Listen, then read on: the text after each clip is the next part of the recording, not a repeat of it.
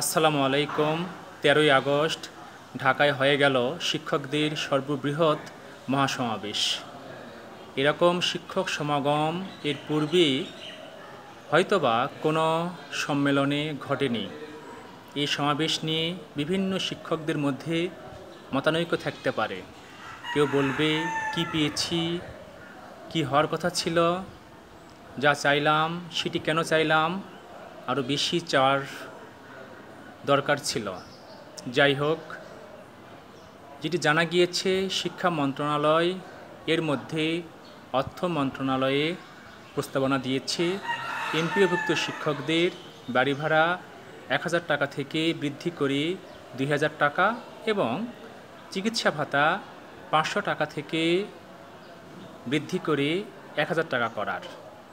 কিন্তু ১৩ই আগস্ট মহাসমাবেশ থেকে শিক্ষক নেতারা মাধ্যমিক উচ্চশিক্ষা অধিদপ্তরকে বলেছে অবশ্যই এমপিওভুক্ত শিক্ষকদের বাড়ি ভাড়া শতকরা হারে দিতে হবে, সেটি ২০%। এটি নিয়ে বিভিন্ন শিক্ষক বিভিন্ন কথা বলছে। কেউ বলছে 45% আমরা কেন চাইলাম না, যদি আমরা 45% চাইতাম তাহলে হয়তোবা ২০-৩০% পেতে পারতাম, আমরা চাইতেই কম কেন করলাম। আসলে এই মতপার্থক্য থাকতেই পারে। দিন শেষে একটা জিনিস আমাদের বুঝতে হবে, বাস্তবতার পরিপ্রেক্ষিতে এই সরকার কখনোই 45% বাড়ি ভাড়া প্রদান করবে না। ২০% চেয়েছে, এতে দ্বিমত থাকতে পারে, কিন্তু ২০% চালু হলে আগামীতে সেটি 45% এ উত্তীর্ণ হবে, এটি স্বাভাবিক। আগে তো শুরু হওয়া দরকার। সবচাইতে আনন্দের বিষয় শিক্ষকরা স্বতঃস্ফূর্তভাবে ১৩ই আগস্টের শিক্ষক মহাসমাবেশে যোগদান করেছে। শিক্ষকরা দীর্ঘদিন থেকে দাবি করছে তাদের বাড়ি ভাড়া এবং চিকিৎসা ভাতা যেন বৃদ্ধি করা হয়। অবশেষে কম হলেও শিক্ষকরা সুখবর পেয়েছে।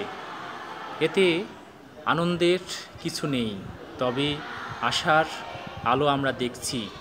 আস্তে আস্তে আগামীতে হয়তোবা এই ২০% ধীরে ধীরে 45%-এ উন্নীত হবে। মেডিকেল ভাতা এখন ৫০০ থেকে ১,০০০, আগামীতে সরকারি নিয়মে উন্নীত হবে ১৫০০ টাকায়।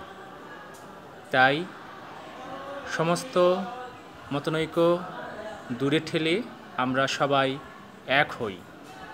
দিন শেষে শুরু হোক, যা পাচ্ছি সেটি পরবর্তীতে উন্নতি হবে, এটি স্বাভাবিক। এখন শিক্ষকদের একত্রিত হবার সময় এসেছে। সবাই আমরা এক থাকব, আমাদের মধ্যে কোনো প্রকারের মতবিভেদ থাকবে না। সবাইকে ধন্যবাদ।